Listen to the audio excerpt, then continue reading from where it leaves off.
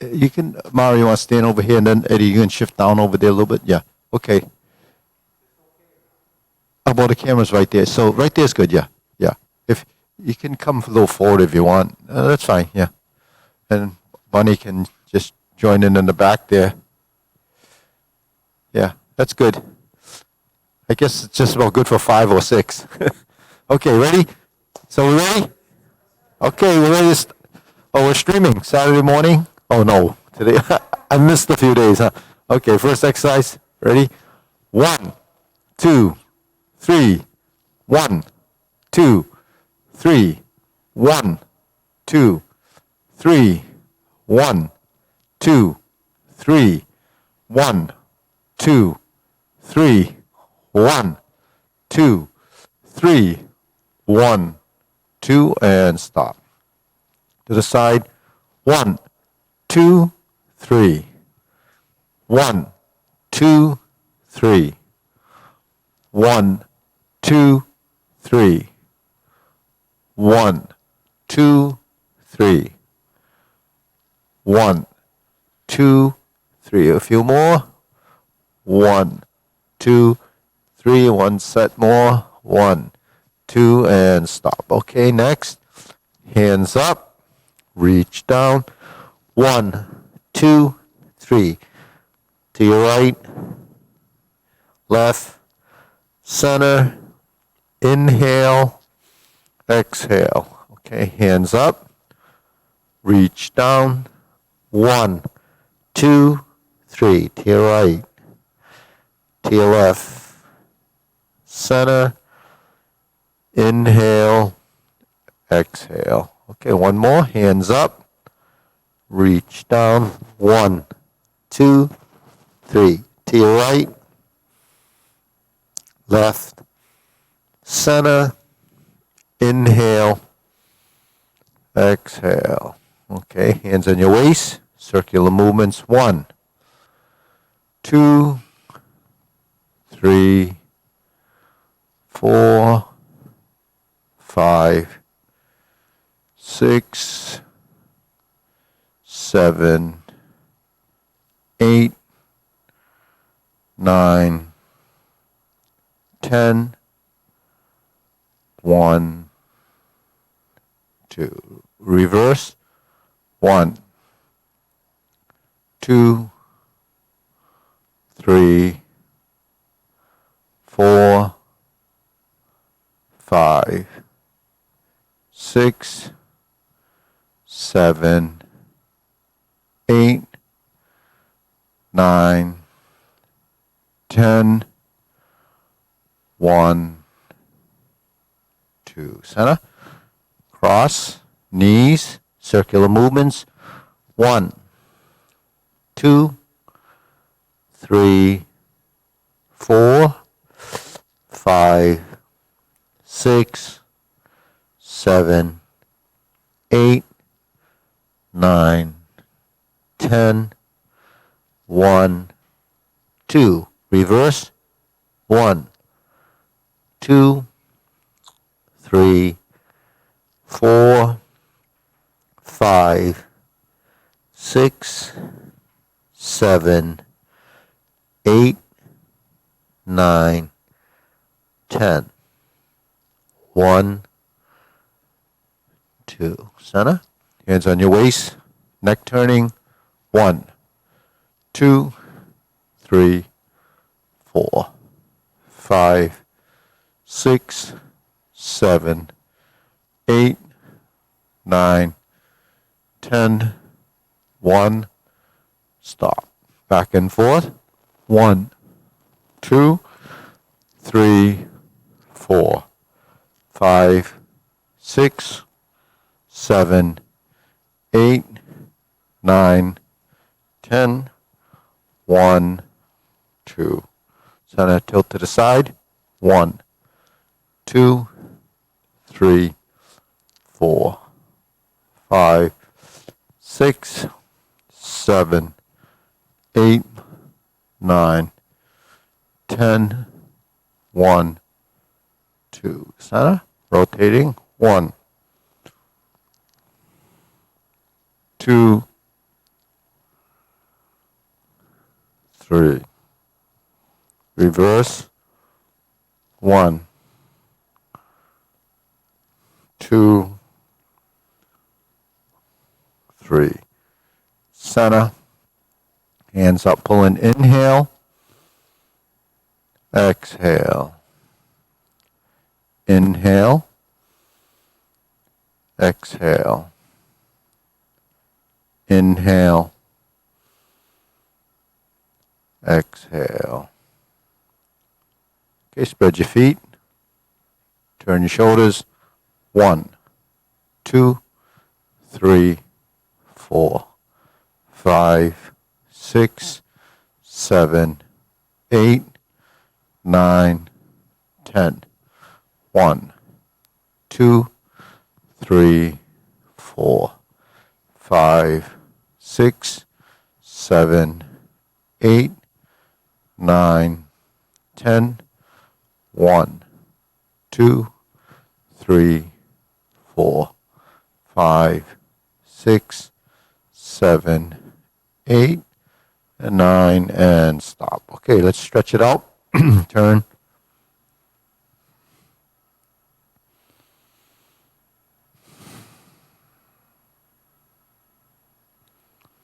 Switch.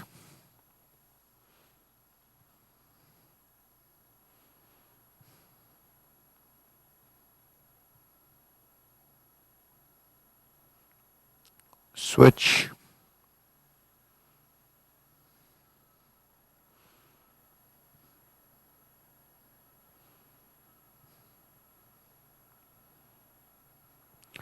Switch.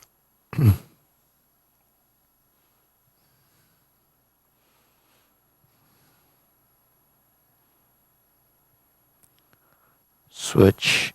Straighten the front knee.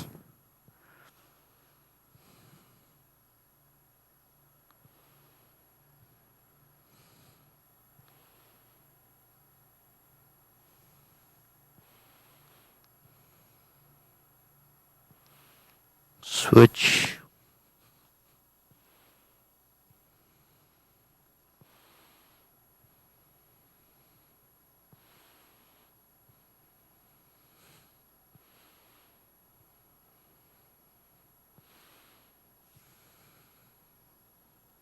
Switch.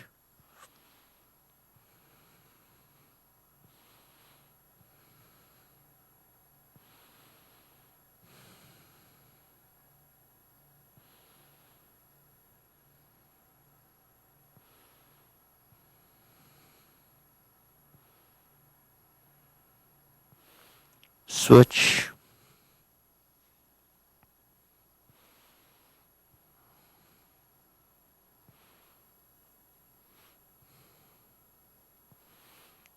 Okay, center.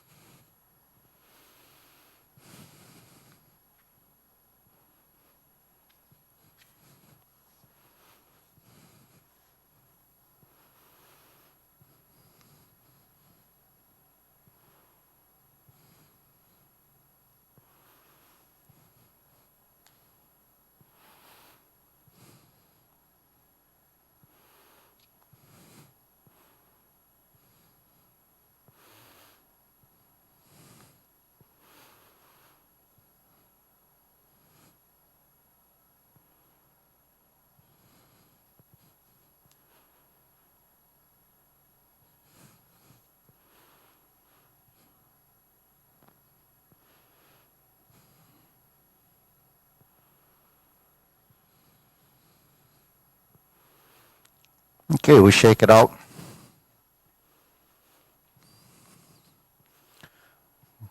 Hands up, pull in, inhale, exhale, inhale, exhale, inhale, exhale.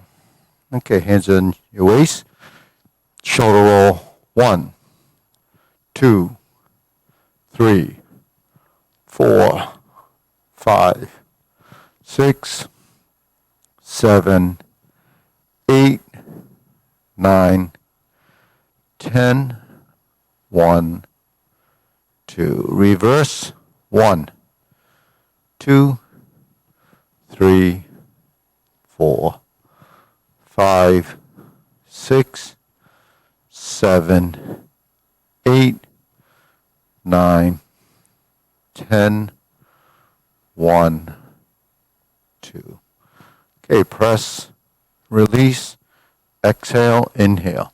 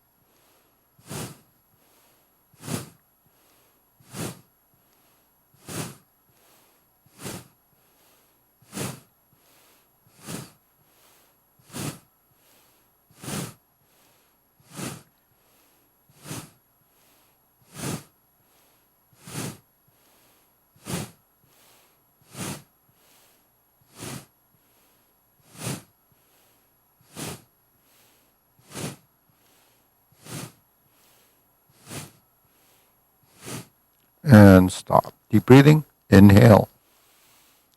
Exhale. Inhale. Exhale. Inhale. Exhale. Okay, wrists.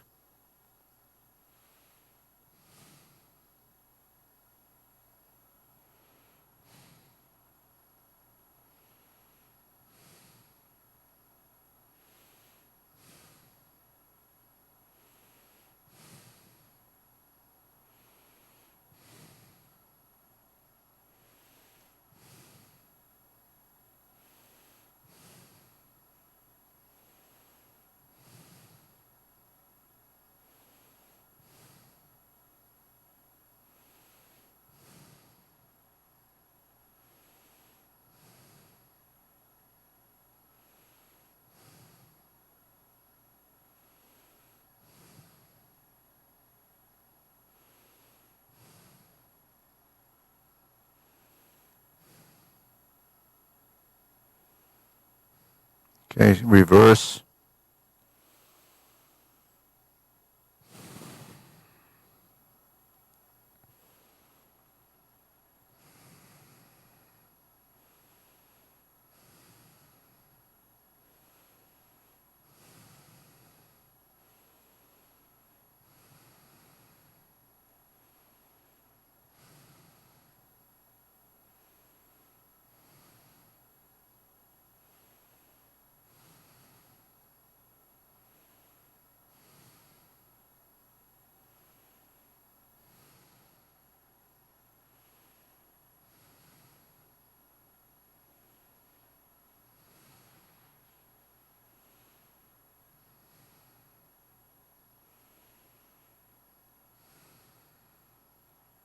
Okay, palms down, bigger circle. 2, 3. 1, 2, 3. 1, 2, 3. 1, 2, 3. 1, 2, 3. 1, 2, 3. 1, 2, 3. 1, 2, 3. 1, 2, 3. 1, 2, 3. 1, 2, 3. 1, 2, 3. 1, 2, 3. 1, 2, 3. 1, 2, 3. 1, 2, 3. 1, 2, and stop. Okay, shake it out. Deep breathing. Inhale. Exhale. Inhale. Exhale. Inhale.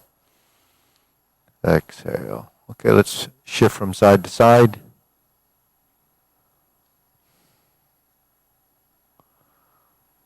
Okay, let's shift over. Find that center point.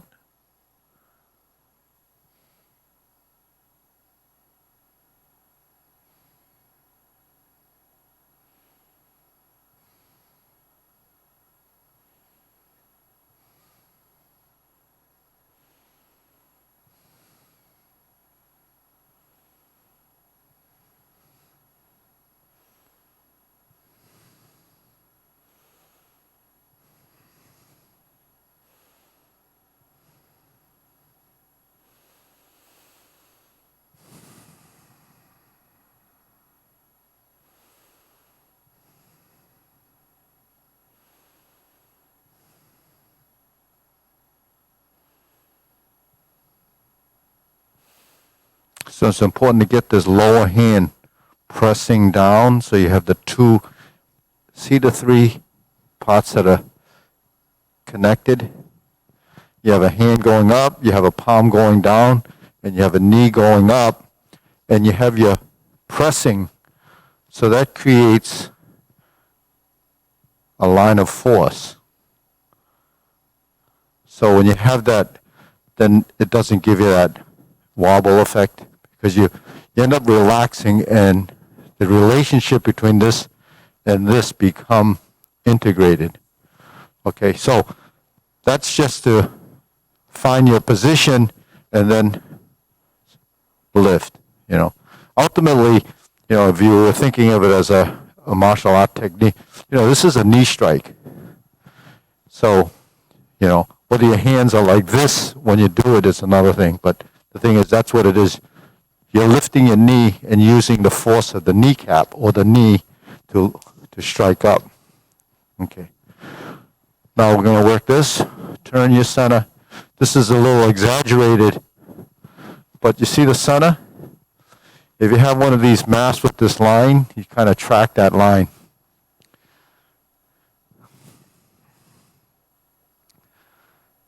Okay, now we're going to kick the leg in. Relax the back, relax the lower back.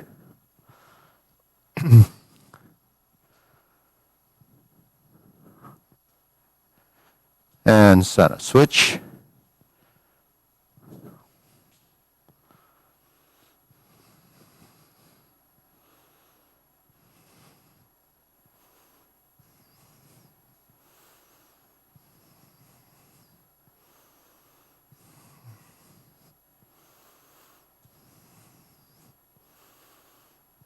Okay, center, side to side.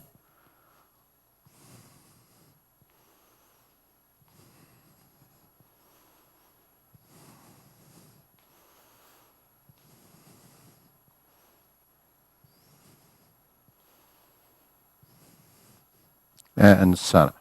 Switch, go this way. So alternating from here.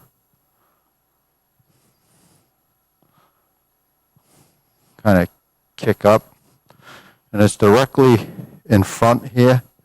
It's not over there. So you have to twist your waist a little bit. Get your hip around this way a little. Yeah.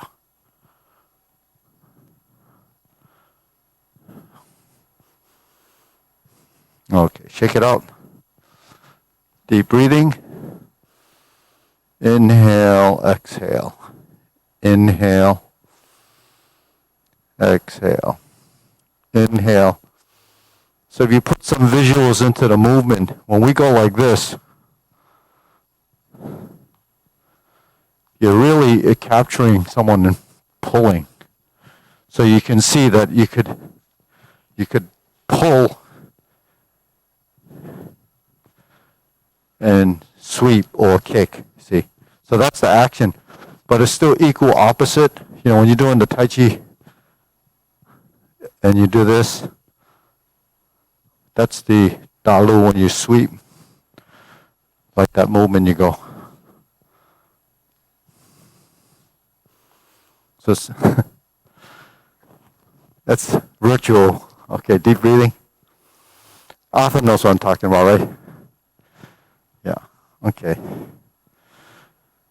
When we get back to pushing hands, we can't do it now with the 6 foot distance unless your arms are really long. So we'll get back to it at some point.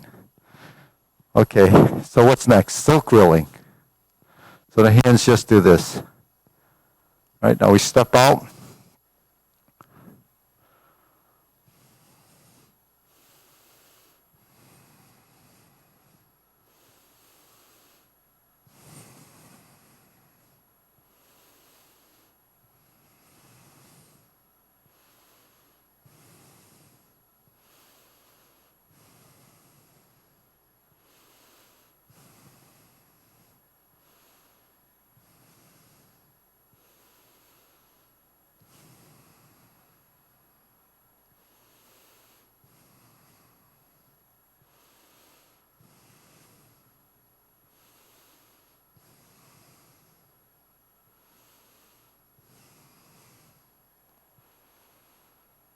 Okay, center, other way, other side.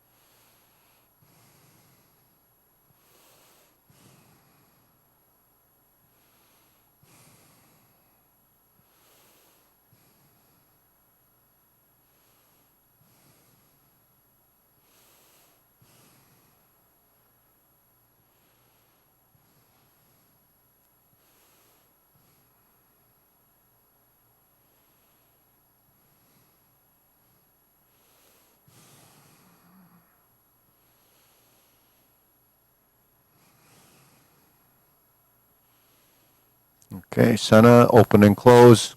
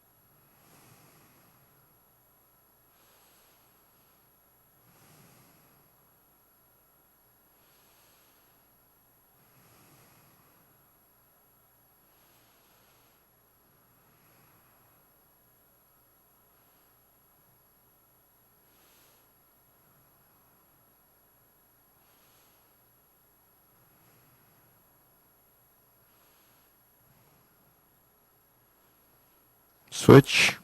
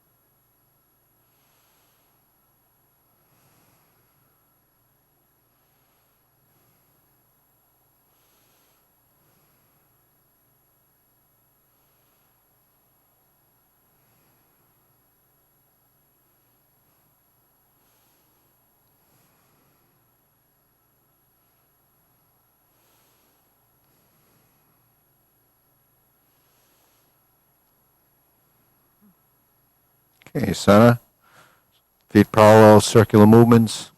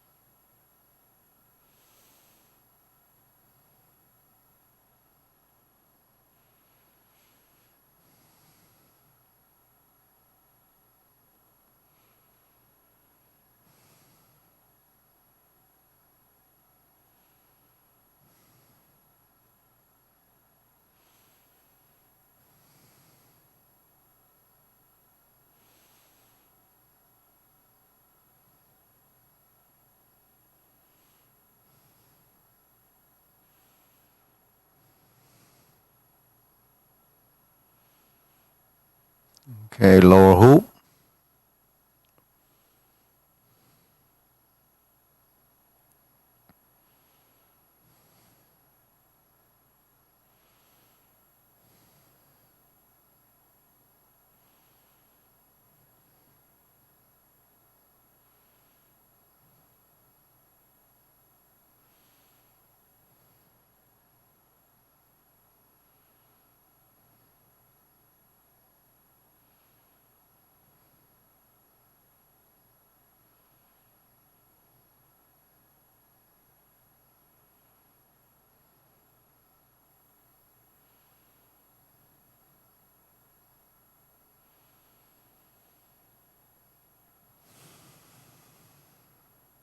Shoulder height.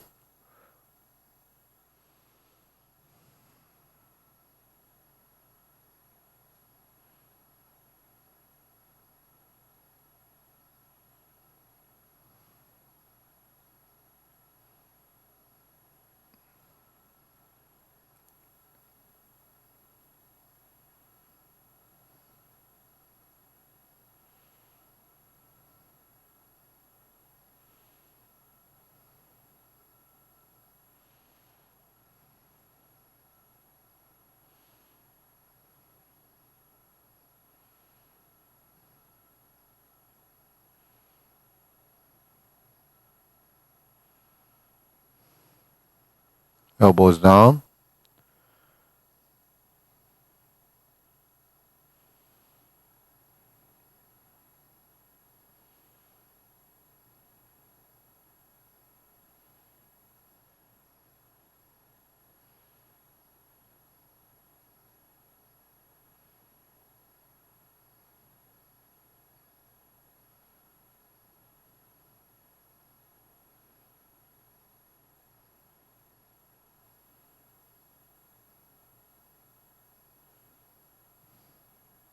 Okay, lower.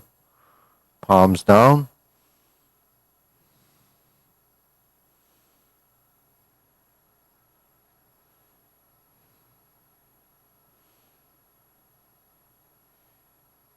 Extend.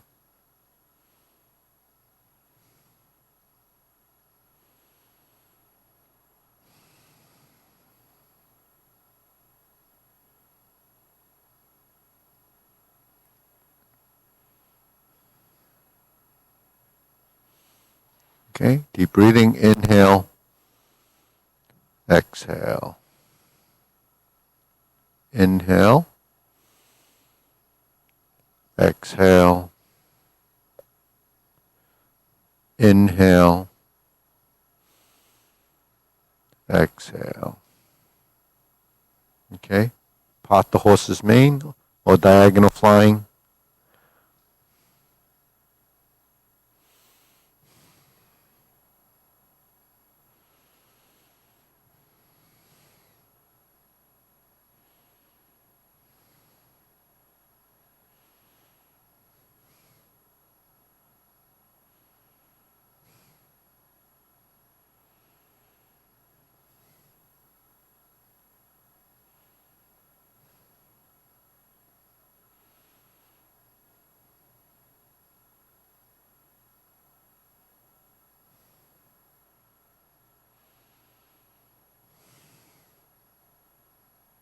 Okay. Switch.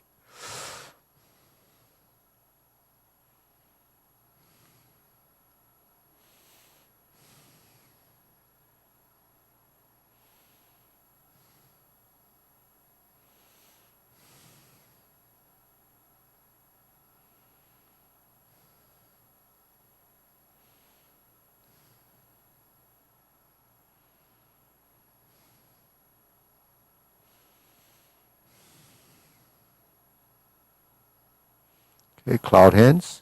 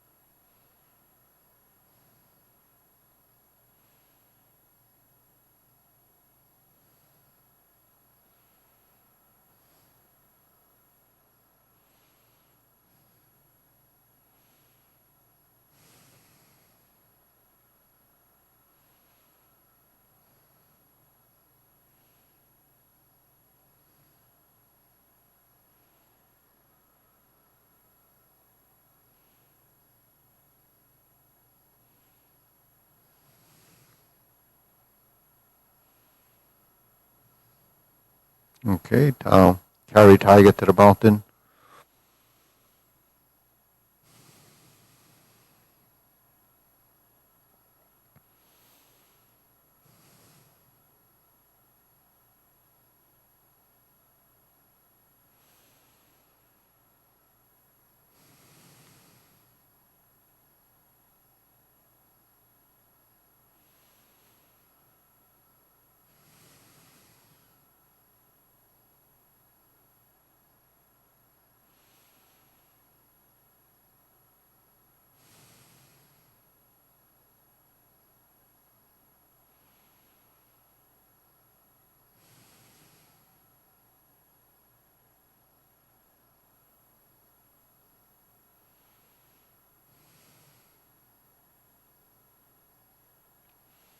Okay. Infinity sign.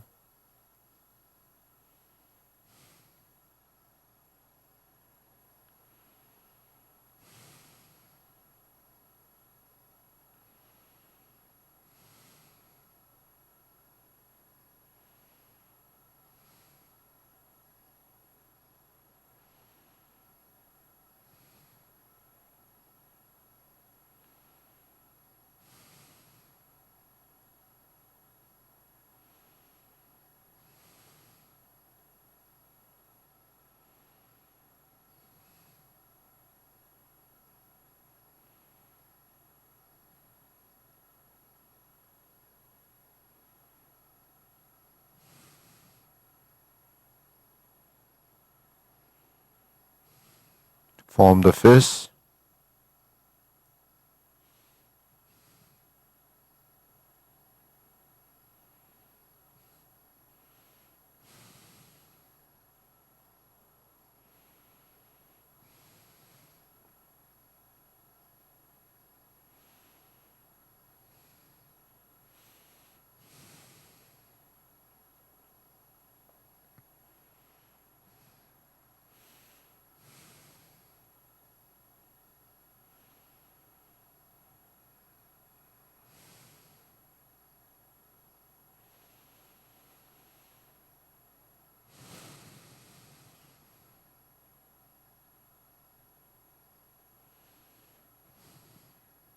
Okay, palms together. Strum the lute.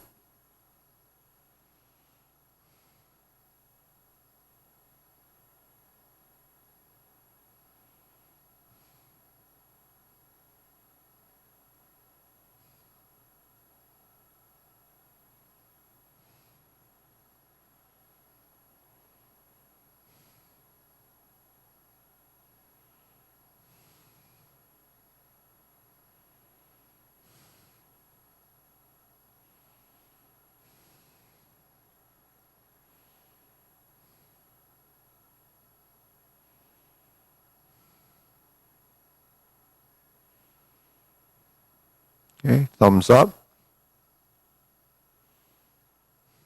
Alternate the shoulders.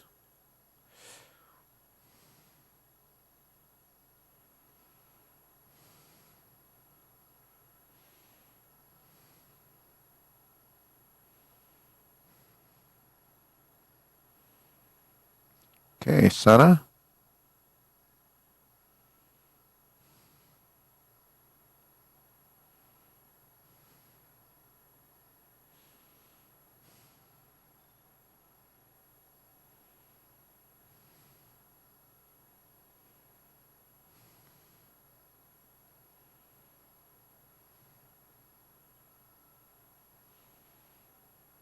Okay, center. Extend. Draw the bow.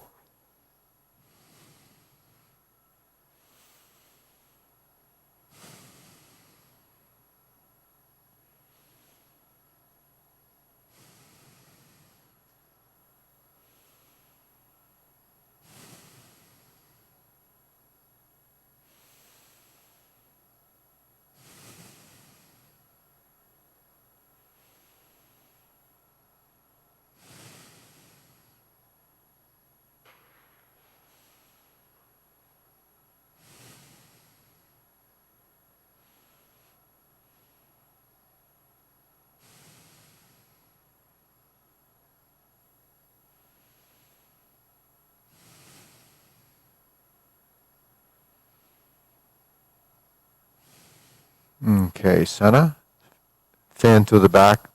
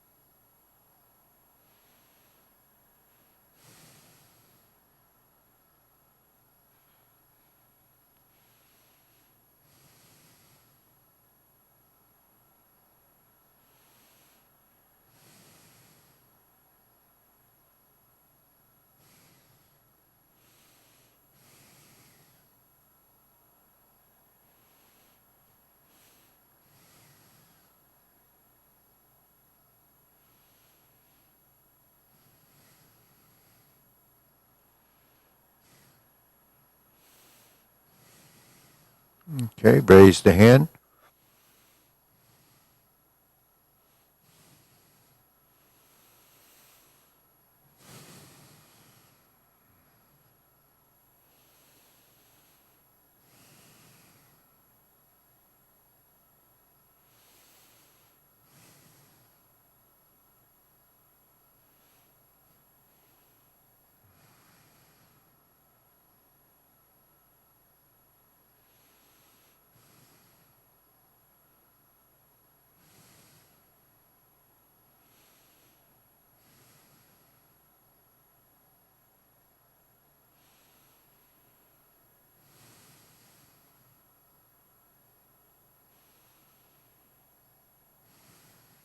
Okay, palms down, deep breathing. Inhale, exhale. Inhale, exhale, inhale, exhale. So we'll do a couple of drills, with the leg work where you're working from the V position to shoulder width, and then we'll do a few postures with that. So let's start off like this. Okay, hands on the waist. Okay, this is squaring up the feet, shoulder width, right? So this is how we get into the shoulder width position as a measuring, referencing the shoulder width. It's also controlling the pivotal side of the movement. So, while we break it down into sort of robotic movements, you can see that when we shift and the knee goes forward and you pivot and you put it down, you shift, the knee goes forward and you pivot and it comes down. That's the mechanism, that's the mechanics that gets us into that position. Now, because once we start to integrate, everything starts to happen simultaneously, or at least it appears to be simultaneous. But something has to happen as an action. So this is just controlling that. Now, when we bend our knees and we pivot and we sit back, that's our turn. And then we go back to center, we pivot, sit back, and pivot again, go forward, back to learn, or at least improve the unweighting. We all know this from the beginning that we're supposed to be shifting weight, but as you progress, your awareness, your control, your sensitivity becomes much more heightened because of the fact that your body's gone through this process already. So it's kind of a touch and go, and you feel, and you move.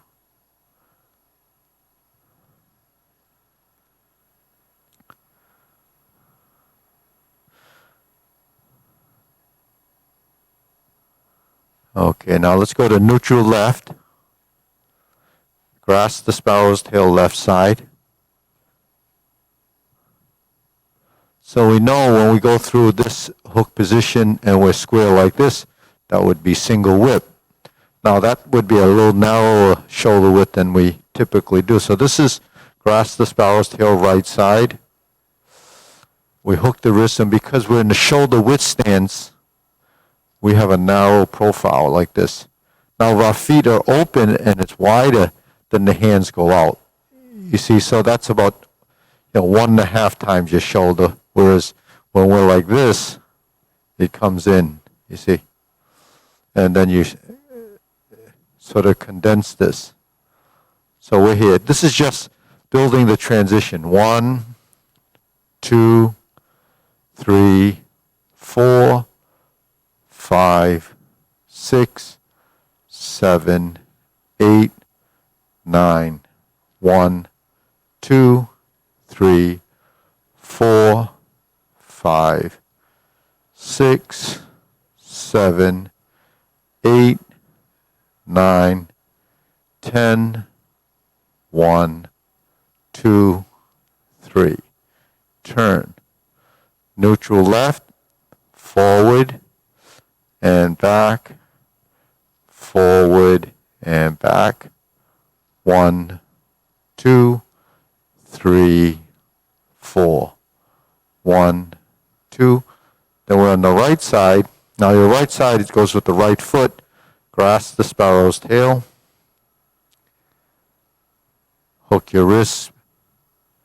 Back to adjusting the feet, and then bring this hand across to finish. Then we go to the other side. Left foot forward, left hand up. Grasp the sparrow's tail. Okay, let's go back to neutral. This time we're going to go forward and back. Okay, and turn. So we're going to go into brush knee, left side push. And go back to center, go forward. So we just switch gears. We're going to go back to center, adjust the feet again, brush down and push. Sit back and go forward. Sit back and square. 1, 2, 3, 4, 5, and 6. Forward. Turn to the front and back to square. Opposite side, brush knee and push. and back to center. Okay, let's turn back to the front, shake it out. Deep breathing.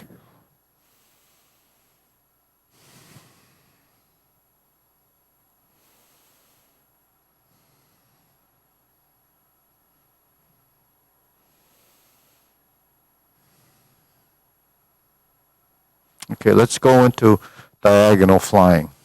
Okay, so we're facing that way. Now let's face the mirror, stroke down, part the horse's mane.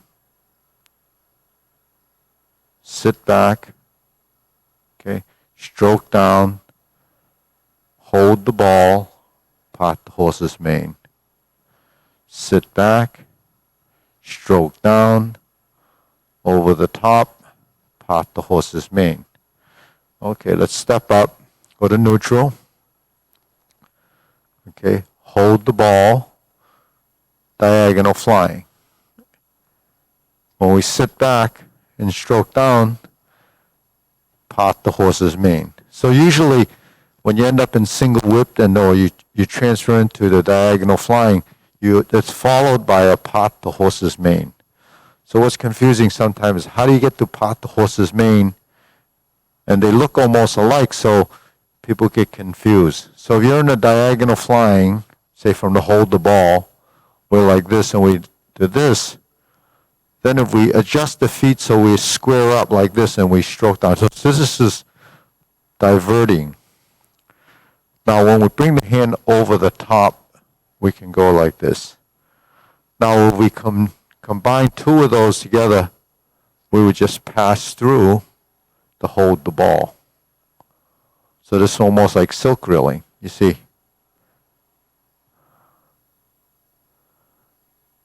Okay, let's step up again. Okay, let's hold the ball, diagonal flying, sit back, part the horse's mane.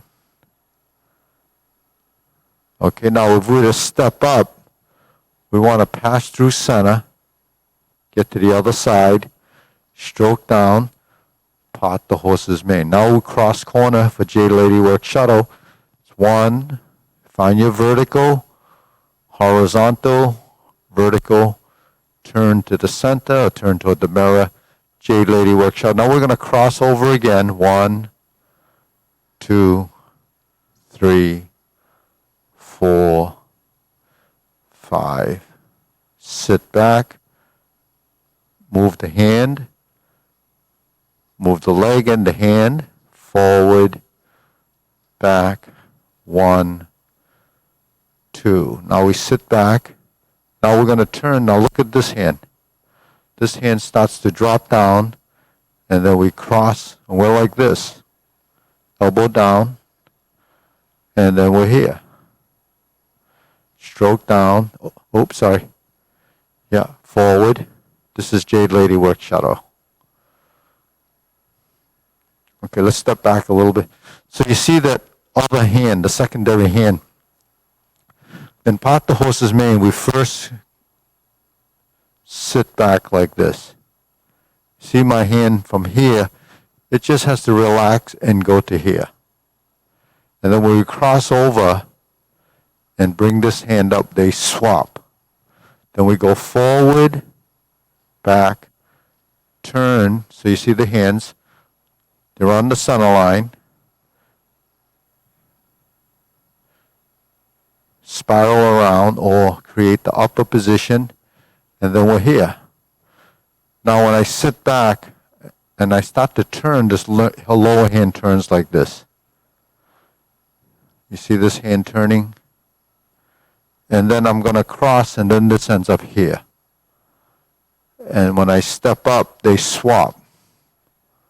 Then you go forward, back, turn, and forward. Okay, so shake that off. So you see, we know the end movements, the beginning of the movement is hold the ball or neutral position, but then to get to the next posture, how do you do that when you have to move your feet? So the relationship is keeping that continuity going, but then there's a relationship, so you have the hand moving with the leg.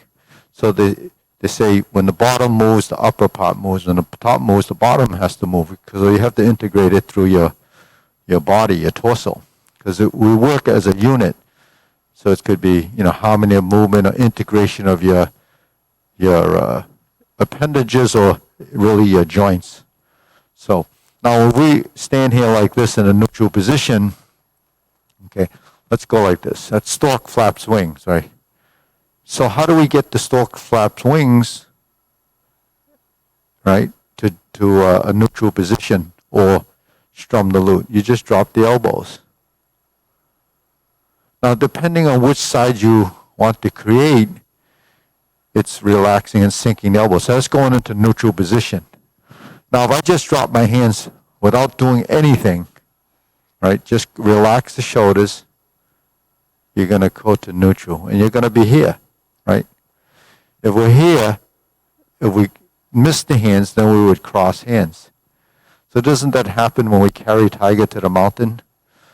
So the only difference is one is in front of the other, right? Now, if I go like this, and I start to turn, my hands end up in a strum the lute position because I added kind of a dimension of motion, right? So the change of position of the hands is modified by the fact that our body had twisted a little bit, right? Because we twisted, what happens? If I twist this way, this hand ends up in the front. If I twist this way, this hand ends up in the front. So, to create a position is really the manipulation of that skeletal structure. And you say, well, what is that? Where did that come from?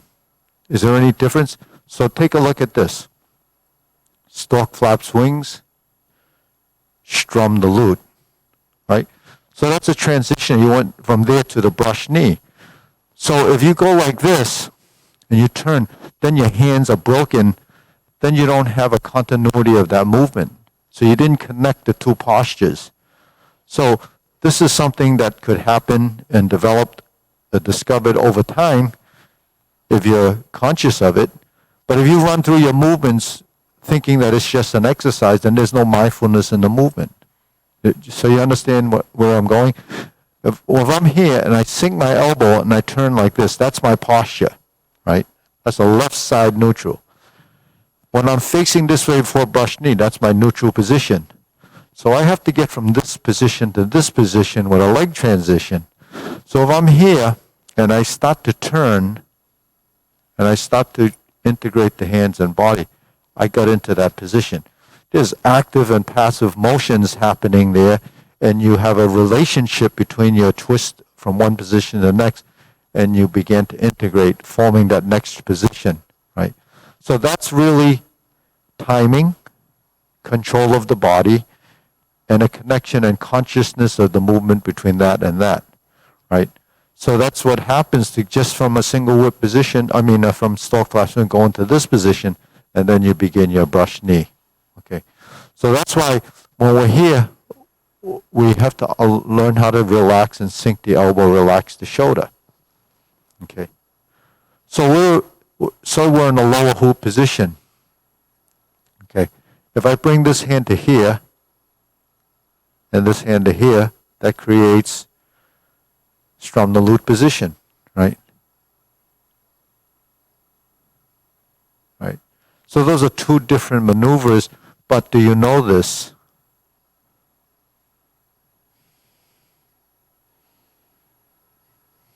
Right? That's lower hoop, center position. Lower hoop, center position. Lower hoop, center position. So you're manipulating your skeletal structure to create the vertical center line, the 45-degree torso tied to your waist turning. So that's how you strum the lute. So when you're here,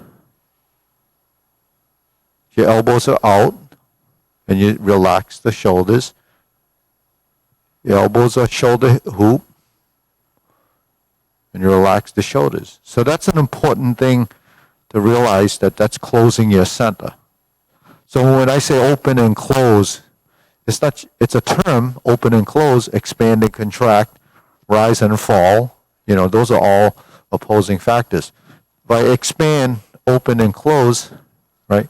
Open and close, this movement's already kind of built into that motion, right? So opening and closing is more than just opening and crossing the hands. It's also in the kicks when we extend. It's also when we merge the hands. So that's actually open and closing. So all this stuff that we're talking about, when we go like this, right? When we go like this upper body movement. Then you have the lower body movement, which is a crossover and step, shift the weight. So the relation between the lower half and up half become that. But in the beginning, you don't know that. And you don't know that because you're thinking of the legs and you're thinking of the hands, and the mind is thinking, going through this process, but you haven't really integrated the body. Why hasn't it integrated the body? Because while you're learning what you've compartmentized up here as a file of motions hasn't started talking to each other yet, right? So when we say, it's really programming movement in your body, because essentially your brain is how it functions. It creates these files of movements that's kind of programming the responses that happen based on what the neurons are doing and what kind of sequential event has to be created to process these movements, because those little switches really turn on and off your muscles so that they go on and off to do all these difficult and complex movements. So that's what we're actually doing. We don't realize it because most of it happens inside there that we don't even know it's going on. But because there's a level of consciousness and the brain is working and it's tied to movement that you have acquired from the visual assimilation, the audio information, and everything else that you see. But what you see is not what you get. You don't get it because you don't know what you're looking for. All you know is you can mimic. So all the learning and movement that we do is mimicking. We don't even know how we look because we can't see ourselves until you look in the mirror, right? So all of this is working virtually in a space, and you don't really know. So what is key is referencing your body, because everything is referenced to your body. Take a simple thing like eating. You pick up a spoon when you're an infant, and you kind of put it to them somewhere up in here. You poke the cheek, you poke the forehead. You don't know where your mouth is until it's programmed, and you kind of know where it is. And then by the time you're, 1 year old, you're pretty good with it, and then when you're 50 years old, you're really good with it. And you can tell by how much people eat, that, you never miss your mouth. So, that's how it is. But the thing is, it's just, that becomes subconscious and becomes an action. You just do it. Drinking is the same thing. You pick up a cup, you know exactly where it's going to go, unless you're not all there, and then you miss. But what ends up happening is it becomes a control factor.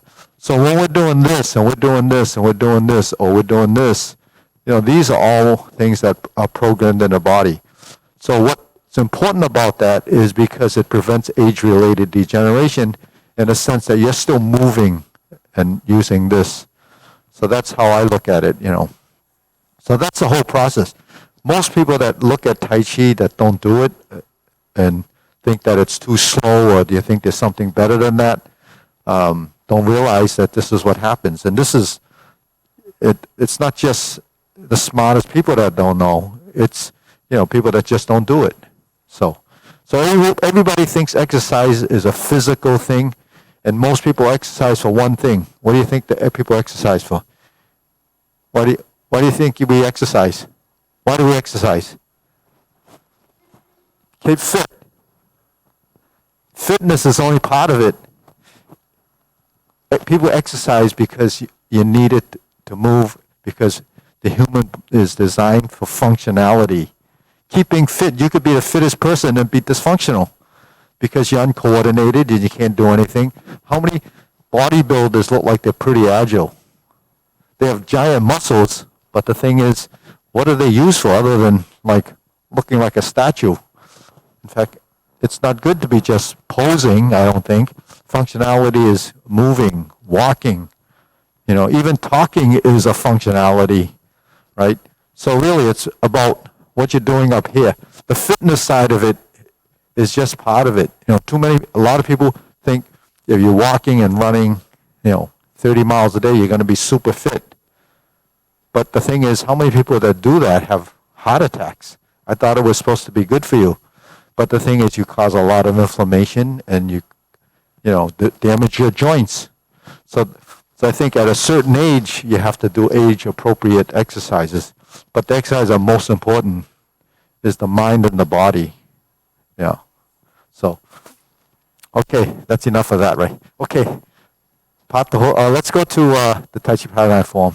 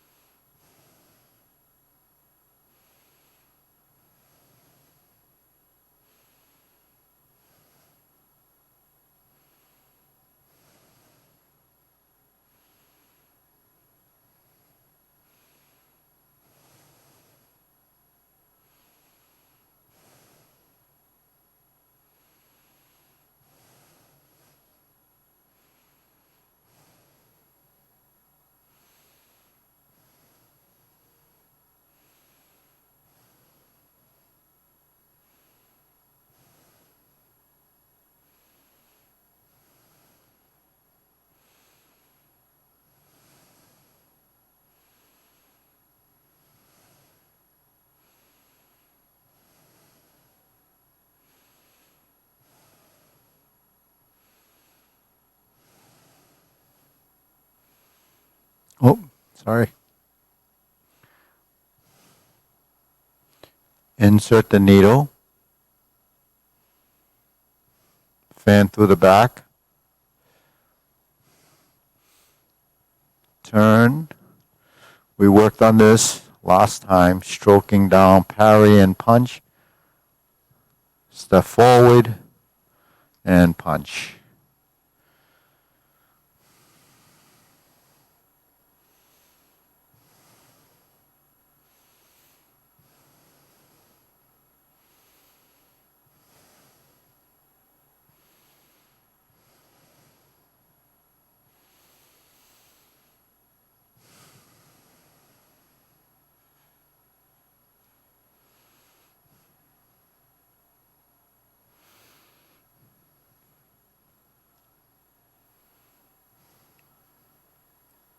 Left side grasp the sparrow's tail.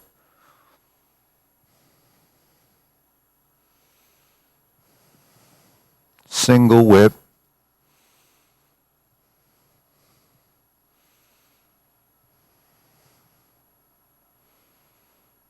Diagonal flying. Sit back. Here's your part the horse's mane. Step up. Stroke down. Part the horse's mane.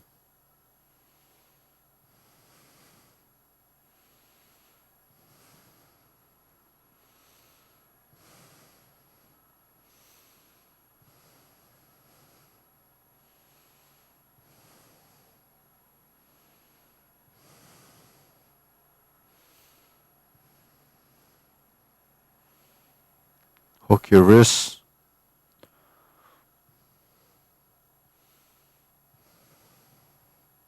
Cloud hands.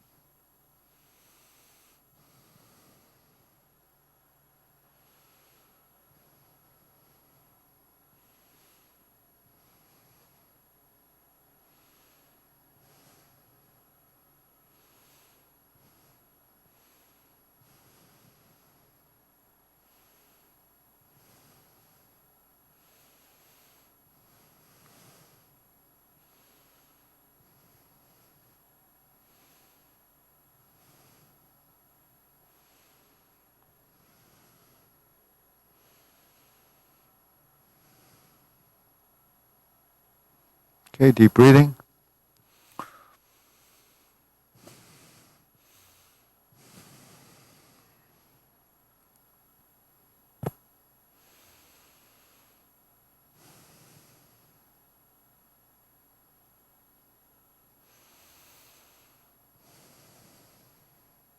So we'll go through the long form in a few seconds. You got any questions? So, just going back to the term fitness and health. So what is being healthy? What do you think? What makes a person healthy or appear to be healthy? Or you think you're healthy? What do you think what's that term mean? Even though everyone says, as someone that exercises all the time.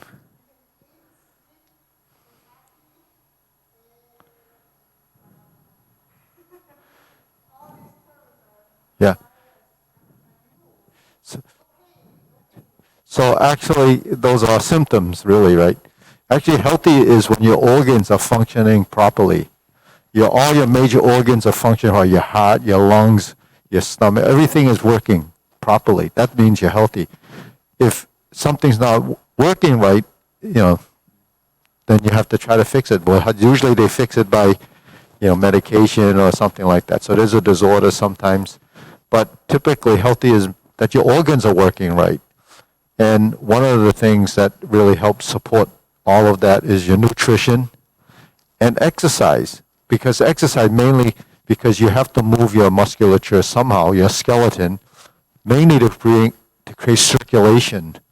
Because if you don't bring oxygen and nutrients to your cells, then you get deterioration. So unless you have a sickness or it's in your DNA or something like that, for the average person, you just have to do exercise. And most people don't like to exercise.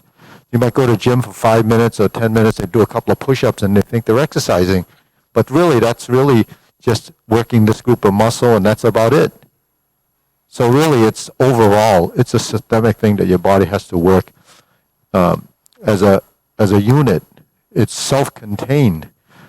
And people don't understand enough about it so that they just kind of rely on everything that they hear. But actually, something like, exercise that works the mind and the body, integrating, building coordination, that's really, I think, the most essential part of this type of an exercise. So I push this mainly because I believe it, because I do it. I don't actually do any jogging I do walk. Walking is probably the best exercise because it's really not taxing. And I don't run. I never liked to run. When I was younger, I used to jog and run because it helps your cardio for certain sports. You need to do it if you're playing sports.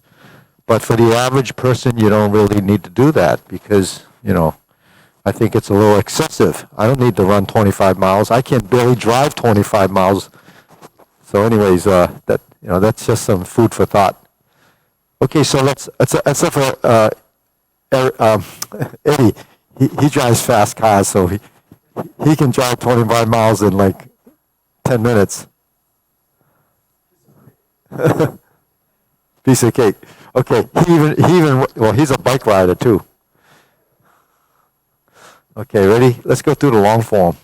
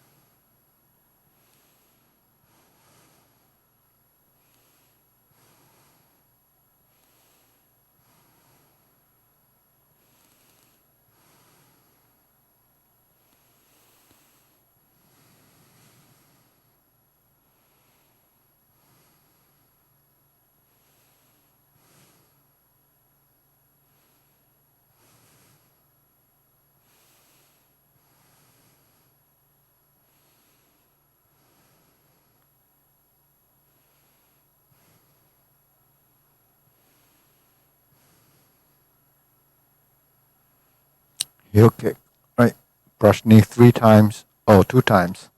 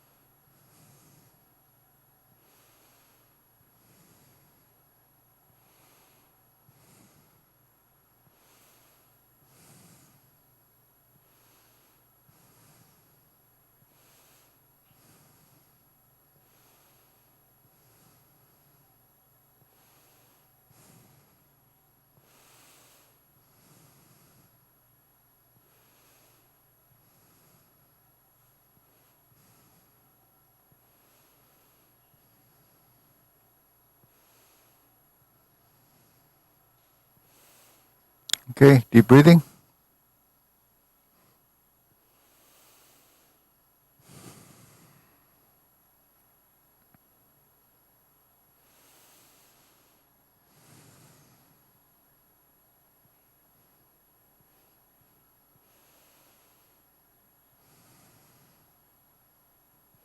Good. So you imagine doing a long form when you're first learning it, it's pretty daunting. But the thing is, after you've learned it, you can imagine you're going through all these movements over a period of about 15 to 17 minutes. So it does take a lot of focus and concentration to do that. The average person can't do things very long before they have to change gears.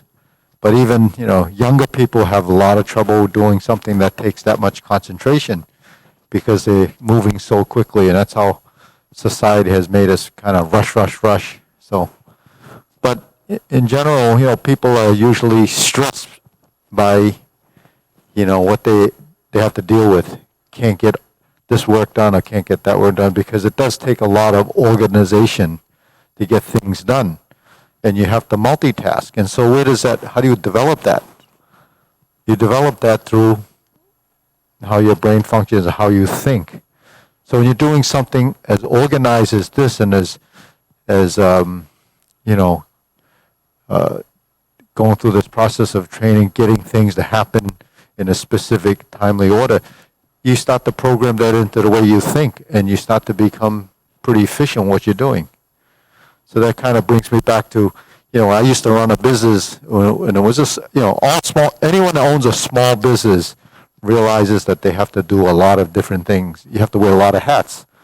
So, so the old timers would tell me that, you have to learn to be lazy. So lazy is not a good term to use, because they used to say, when kids were growing up and they're always just doing a lot of nothing, they say you're lazy as a snake, because snakes just kind of hang out. They just lay there and do nothing. So what I realized over time, what being lazy is to learn to be efficient, learn how to do things, and use your mind to develop ways of doing things much more efficiently and much more productively. So that's what we learn from doing this. And in martial arts, my teachers used to say the same thing. Don't use a lot of strength, integrate the body, and learn to be efficient. So that's something that we program into the body, so we move efficiently and can do tasks without overwhelming your mind or yourself physically, so you can actually get a lot done. So that's really what happens when you start to do something like this that develops some organizational skills. So from the years of having a school, kids, you can adapt them to understand that they can build their brain and their mind through exercise. I call it the physical side of learning. So you build your neurons and the orderly ways of thinking. So a lot of kids get pretty efficient with what they're doing, and they can multitask, and they play different instruments and do martial arts and achieve. When you get older, it's important, and we can appreciate that. But the middle group, the teenagers, up until the kids get to college and so forth, that's a tough group to market to, because it's everything is go, and they have a lot of different objectives. So it's really a tough thing to do. So, even my kids, they're more into the physical side of things. They kind of appreciate what I do, but they don't actually do what I do. They understand that I do it, but they're not at that age yet that they can appreciate what I do. So it's just one of those things.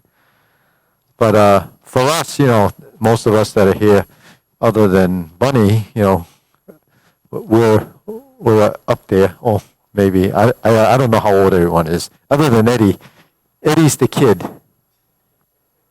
Yeah, they call him the kid at Belmont. Eddie just turned 62, right? Or 63? Yeah, 62. Yeah, and you're 78? Yeah. So she's like a spring chicken. Yeah.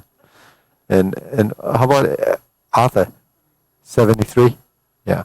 You're the same age as my friend, my accountant. He went to high school with Gary? My accountant went to high school with him. What a small world that is. Same class, yeah. I see him a lot. In fact, he just texted me yesterday. But I see him because he's my accountant, and I'm always with him, telling him, no, that's not going to work. So, Bunny, you have any questions? Glad you're back. Yeah. So, Bunny used to be a boxer, right? So that's like, young and physical and want to get all that energy out. And then after the energy is depleted, you say, well, I think I need something a little bit lighter. Yeah, it's good.